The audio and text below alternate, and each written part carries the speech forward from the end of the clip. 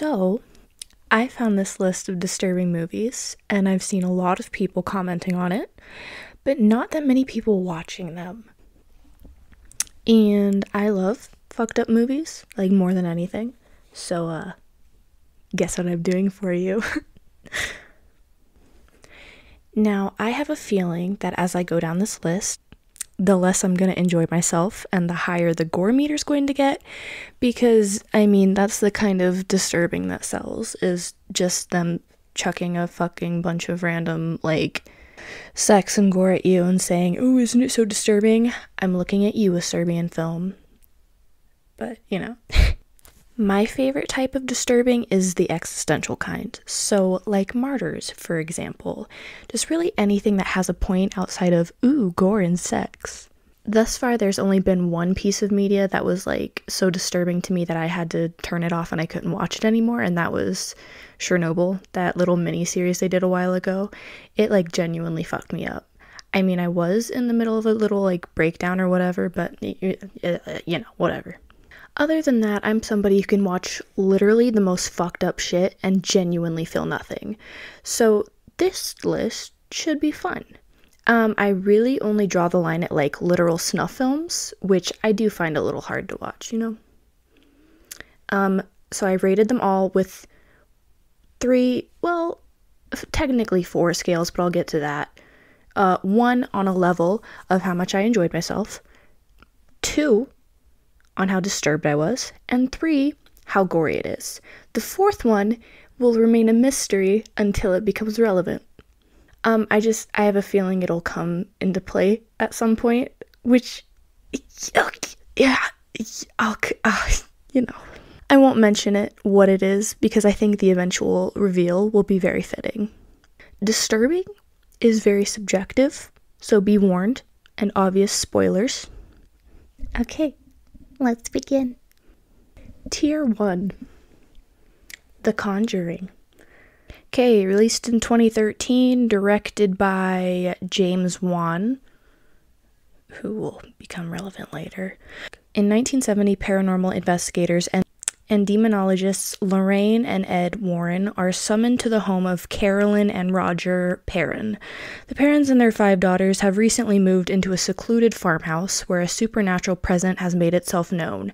Though the manifestations are relatively benign at first, events soon escalate in horrifying fashion, especially after the Warrens discover the house's macabre history. I remember being absolutely in love with this movie when I first saw it. It had these artful, slow zooms that were really reminiscent of the 70s. There's this clapping scare scene that is, genuinely awesome. Very unique. I haven't seen it anywhere else. I just love it. It's good. Also, the dog that dies, FYI, is named Sadie. And my dog is named Sadie. Some of the acting from the kids was cheesy, but they're kids, so that's to be expected. One thing I do hate is when horror movies don't utilize quiet. Unless your movie is unique, like in Under the Skin, if it's just some generic violins or some shit, don't put it in your suspenseful scenes. It just takes me out of the movie. My mortal enemy is jump scares. I hate that shit. Not even because they scare me, because 90% of the time they don't get me. I hate that shit because half the time they're fake outs and the other half are forced. Like when it's dead silence and then there's sudden screeching, of course it makes you jump. It's not because it was effectively terrifying. Also, I just have to say that the daughter from Breaking Dawn is in this movie. And another thing I like is when horror movies end on a happy note. It's like they went through all of this bullshit and at least we get the benefit of seeing it through to the end and they have a happy ending. That's nice. Enjoyment scale 7, pain scale 2, gore meter 1. Annabelle. Released in 2014, director James R. Leonetti. John Form thinks he's found the perfect gift for his expectant wife, Mia, a vintage doll in a beautiful white dress. However, the couple's delight doesn't last long One terrible night, devil worshippers invade their home and launch a violent attack against the couple. While the cultists try to summon a demon, they smear a bloody rune on the nursery wall and drip blood on Mia's doll, thereby turning the former object of beauty into a conduit for ultimate evil. 4 minutes in, and the female lead has done nothing but be a pregnant housewife in the 70s. Also, I found an error. Annabelle takes place in 1967. At one point towards the beginning, the wife makes a 911 phone call, and 911 wasn't invented until 1968. So haha, fuck you. It's literally just Rosemary's Baby. I didn't like it. It wasn't good. It was literally just Rosemary's Baby with a doll involved. Enjoyment scale 1, pain scale 1, gore meter 1. The Ring. Okay, so I decided to do both the original and the American remake because, you know, that was creepy. It wouldn't pull up. It wouldn't pull up on my phone. Ugh, that was weird.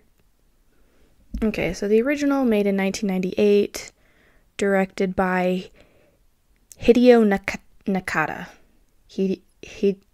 Hideo Nakata. Okay. When her niece is found dead, along with 3 friends after viewing a supposedly cursed videotape, recorder Reiko Asakawa sets out to investigate, along with her ex-husband Ryuji. Reiko finds the tape, watches it, and promptly receives a phone call informing her that she'll die in a week. Determined to get to the bottom of the curse, Reiko and Ryuji discover the video's origins and attempt to solve the old murder that could break the spell. It was alright. It was pretty good. Pretty good. Like, I insisted on watching the original because I assumed that's the one they meant because the American remake's never good. I wasn't, like, terrified throughout, but there were some good creepy moments, and the fact that they didn't overshow the scares and the monster was great. It really allowed for a nice build-up at the end. I'd say the most disturbing shot is at the beginning when a mom discovers her daughter's body and she's all twisted up and disfigured and shit. The best part is the end when you find out that getting someone else to watch it will save you, just like those old Facebook posts like, Cheryl, you'll die in a week. It just added some like, oh, so that's where that came from. And like, it was just a little creepy, you know? It's like, ooh. And had just a dash of hope at the end, so I like that. Enjoyment scale 8, pain scale 2, gore meter 1. And then the American remake, which, you know, not surprisingly wasn't very good. Oh yeah, this is the one with Naomi Watts. Okay. Released in 2002, directed by Gore Verbinski. Why do I know that name? Pirates of the Caribbean? Holy shit. He directed Pirates of the Caribbean. What the fuck? It's not pulling up on my phone. Why isn't it pulling up on my phone? Okay. It sounds like just another urban legend. A videotape filled with nightmarish images leads to a phone call foretelling the viewer's death in exactly 7 days. Newspaper reporter Rachel Keller is skeptical of the story until 4 teenagers all die mysteriously exactly 1 week after watching just such a tape. Allowing her investigative curiosity to get the better of her, Rachel tracks down the video and watches it. Now she just has 7 days to unravel the mystery. It was alright. It wasn't scary. The only cool thing was the main character pulling a fly out of a TV screen. Like, that was pretty cool. And the kid actors were pretty shit. The lead son only refers to her by her first name, so he'll be like, Rachel, and it's every time I hear it, I cringe. Enjoyment scale 3, pain scale 1, gore meter 1. Insidious, released in 2010, directed by James Wan. Parents take drastic measures when it seems their new home is haunted and their comatose son is possessed by a malevolent entity. I mean, it was creepy, I guess. Not like the conventional horror movie, which I appreciated. I still don't care for Jason Wan's directing style. I mean, he did have, like, The Conjuring, which I liked. And I think he directed Saw, which I don't care for his directing style, but I did spend the entire movie with my hand down my pants, so at least he had that going for him. I do also like the style of the demon with the red and black paint. It's unconventional and creepy. Also, they use the same old lady in every horror movie, I swear to God. Change my mind. The saturation keeps going from normal to Zack Snyder. Overall, has some good scares. The music was fucking annoying, though, and it loses points for a cliche bad ending. Enjoyment 4, Pain 3, Gore 1. Ju-on. Released in 2002, directed by Takashi Shimizu. Takashi Shimizu's movie continues Asia's increasingly fine tradition of modern horror films. The premise is that if a building has endured a singular horror, it absorbs it and returns it to those who visit. A series of seemingly unconnected vignettes, all with a suitably satisfying jolt, are slowly pulled together by police investigating the strange events. Well, that was kind of a shit summary. I don't remember this movie that well. I think I've seen it like twice, and I still don't remember it. I've heard reviews about it, but honestly, I'm not the biggest fan. Like, it was pretty forgettable. There were some good creepy moments, but overall, I was very bored. Enjoyment scale 5, Pain 2, Gore meter 1. American Remake. Released in 2004, directed by Takashi Shimizu. Oh, what the fuck? Matthew Williams and his wife Jennifer and mother Emma are Americans making a new life in Tokyo. Together they move into a house that has been the site of a supernatural occurrences in the past, and it isn't long before their new home begins terrorizing the Williams family as well. The house, as it turns out, is the site of a curse that lingers in a specific place and claims the lives of anyone that comes near. I really didn't like it. It wasn't good. I fell asleep. So, like half an hour in, and I was like, I shouldn't fall asleep. I should keep watching it. And then I fell asleep. Well, because I was like, I don't care anymore. Whatever, I'll just sleep. They never finished a scene. Something would happen, and they'd be like, wow, can you believe that? Anyways, enjoyment scale 1, pain scale 1, gore meter 1. Friday the 13th. Released in 1980. Directed by Sean S. Cunningham. Crystal Lake's history of murder doesn't deter counselors from setting up a summer camp in the woodsy area. Superstitious locals warn against it, but the fresh-faced young people, Jack, Alice, Marcy, and Ned, pay little heed to the old-timers. Then they find themselves stalked by a brutal killer. As they're slashed, shot, and stabbed, the counselors struggle to stay alive against a merciless opponent. Pretty good. The gore was entertaining. The atmosphere makes this one of my automatic favorite rainy day movies. I like that it had a happy ending, but the fake out had me annoyed as fuck. It was gorier than most, but didn't really have me scared or disturbed. Still one of the better movies on this list, though. Enjoyment 9, pain 3, gore 4. Scream. Released in 1996, directed by Wes Craven, who will come up later again on this list for some reason.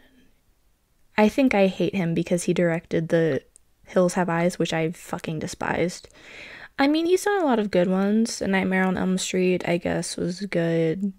I'd say Scream is probably my favorite by his. Overall, it was pretty fucking cool. Not my fave, but there's definitely a reason this movie is as popular as it is. The villains and concept were pretty fucking awesome, so. Enjoyment 8, pain 2, gore 3. A Nightmare on Elm Street. Released in 1984, directed by Wes Craven.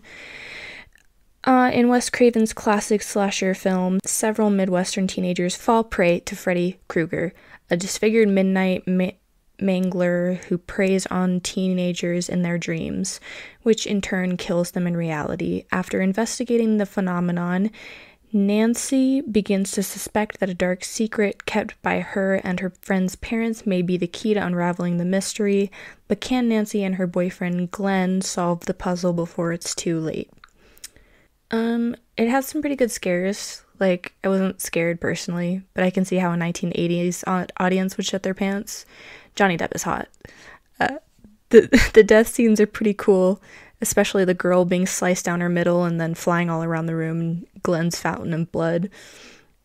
Enjoyment scale 7, pain scale 2, gore meter 3. Child's Play.